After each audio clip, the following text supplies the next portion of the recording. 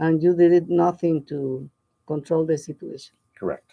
It's very difficult. But now tell us a little bit the good things that the officers do that we sometimes we don't see, and that we, like for example, them acting in I have seen them acting in the domestic violence or any conflicts in the family and all other kind of things that they have to act like a social workers, no?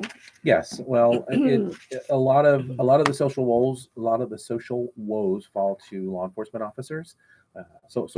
Law enforcement officers are social workers, they're chaplains, they're marriage counselors, they are therapists. They're the person, the arbitrator, the resource that a lot of community members bounce ideas off and problems off of to solve a problem that they're unable to solve, and they offer solutions or suggestions. Otros de los aspectos que generalmente desconocemos de los oficiales del departamento del sheriff es que intervienen en muchas cuestiones que generalmente nosotros no vemos o no apreciamos, que son como trabajadores sociales casi, porque intervienen en problemas de violencia doméstica. Cuando hay un conflicto entre las familias, ellos van e intervienen y tratan de resolver lo mejor que pueden todas esas situaciones, y en muchos casos no son reconocidos por ese trabajo. También hablábamos anteriormente de cómo un oficial debe desescalar. Le preguntaba yo por qué a veces, si la situación no es tan grave como cuando estás tratando de detener a una persona, no es tan grave, y yo creo que deberías de dejarlos ir, y si ya tienes la licencia o el nombre de la persona, ya tienes el número de sus placas de carro, ¿por qué no ir atrás de él más tarde cuando ya está desprevenido, no está esperando que llegue la policía? Dice, porque no podemos correr el riesgo. Si esta persona es una persona violenta y luego inmediatamente después va y comete un crimen, entonces los que vamos a ser responsables, porque tuvimos la oportunidad de detenerlo y no lo detuvimos, somos nosotros. Así es que por eso es importante que sepan que a veces se tiene que tomar acción para proteger la vida de los demás individuos. What do you want to tell people that you know that you want people know about the sheriff department?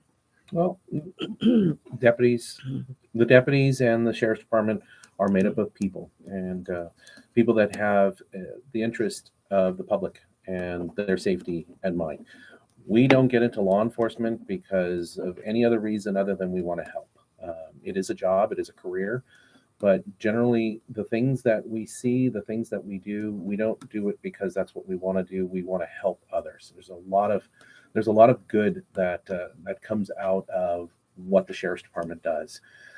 Just yesterday, I was in court with a case involving child molestation, because prior to promoting to sergeant, I was actually a child abuse investigator. And this young lady had been molested when she was younger. She was able to work through and reach out and to the sheriff's department and work through her problems and talk about what she had experienced. We were able to then present that to the DA. The DA felt there was enough there. Eventually, he was found guilty. And it's a good feeling when you've been able to help a victim, especially a victim of molestation, be able to work through their problem and see some sort of vindication. And it's a really good feeling. Bueno, nos está platicando de, le digo, ¿qué le gustaría que supiera el público acerca de los oficiales? Dice que somos servidores públicos, que vamos allá con la mejor intención de ayudar. Es un trabajo, es una carrera para nosotros, y lo hacemos con el con el objetivo en mente de ayudar a las personas. Dice, por ejemplo, antes de que el día de ayer estuve en la corte ayudando en el caso de una joven que había sido abusada como niña, y que tuve la oportunidad, porque anteriormente a ser promovido como sargento, trabajaba yo en la investigación de casos de violaciones y de asaltos. Entonces, tuve la oportunidad de ir a declarar con esta joven que pues platicó de la situación, nos dijo, presentamos todo la apoyamos para que pudiera presentar un caso y así es como se resuelven los problemas. How frequent is child abuse in our community? Unfortunately, it's more frequent than most would like to really know. ¿Qué tan frecuente es el abuso entre menores, de abuso sexual a menores? And it's usually the same family members who are abusing, or is somebody else? Well, in most child abuse molestations, especially the victim and the suspect tend to know each other. There's either some familial relationship, or it's a friend, or it's a friend of the family. Very rarely, very rare, is it a stranger. Are there cases in which is part of the family the abuser too?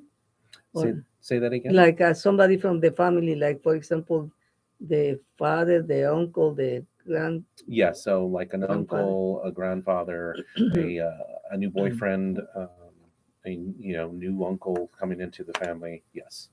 Bueno, ¿qué tanto es le preguntaba yo qué tan frecuente es el abuso de los niños? Es más frecuente de lo que quisiéramos saber, pero le preguntaba yo específicamente de abuso sexual en niños. ¿Qué es lo que sucede? Dice, sí, es muy frecuente, tenemos que estar al pendiente y ocurre, generalmente está realizado raramente por extraños y siempre por gente que está alrededor de los niños, como vecinos, familiares, compadres, incluso a veces miembros de la familia.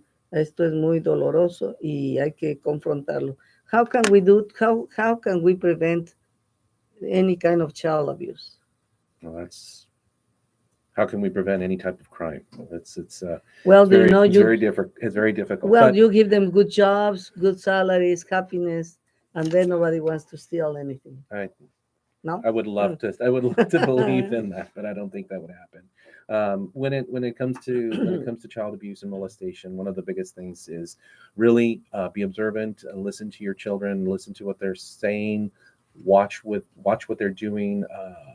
See, their behaviors may change. A lot of these things that are kind of there, and so what I would recommend is just be part of your child's life. Trust but verify, no? Don't leave him with anybody thinking that he's in good hands. Hay que estar muy vigilantes. Le decía, ¿qué hacemos para prevenir todo el abuso sexual y el abuso en general para todos los niños? Y dice, pues simplemente vigile a sus niños. Siempre hay que estar vigilante de qué es lo que está pasando con los niños, observando, y dice, créale a sus hijos, hable con sus hijos. Lo que ellos le digan es absolutamente la verdad. And we have somebody who is saying, thank you very much for the interesting information that the Sheriff Department is bringing to our community. And thank you also. I say thank you too. You're welcome. Gracias, Rosa. Muchas cosas hay que podemos hacer mejor. I think that we should recognize all the work that the officers do, because I don't think that any officers go to work and he say, I'm going to kill somebody, and then I lose my job, and then I go to court and I go to jail. No, nobody wants that, no? I assume that a lot is stress and sometimes lack of training. Could be. I wouldn't say lack of training. Or enough training. I would say that we do get a lot of training with the Sheriff's Department. I worked for another agency before coming over to the Sheriff's Department, and we got a tremendous amount of information, tremendous amount of training, and we continue to get training. So I don't think it's just that. It's a very stressful job. Es un trabajo muy estresante que tenemos que entender, pero todos van ahí con la idea de servir y nadie con la idea de voy a quedarme sin trabajo y voy a tener problemas legales, ¿no? Pero es un trabajo muy estresante. Le decía que a lo mejor necesitaban más entrenamiento. Dice, yo vengo de otra agencia antes de trabajar aquí y créanme que tenemos muchísimo mejor entrenamiento que muchas otras áreas. Well, thank you very much for coming. It was a pleasure. Time flies, and I want to say hello. Thank you, and hello to your wife also. Thank you. I hope that she's listening. Bueno, nos vamos, amiguitos. Thank you very much. Hasta la vista. Bye-bye.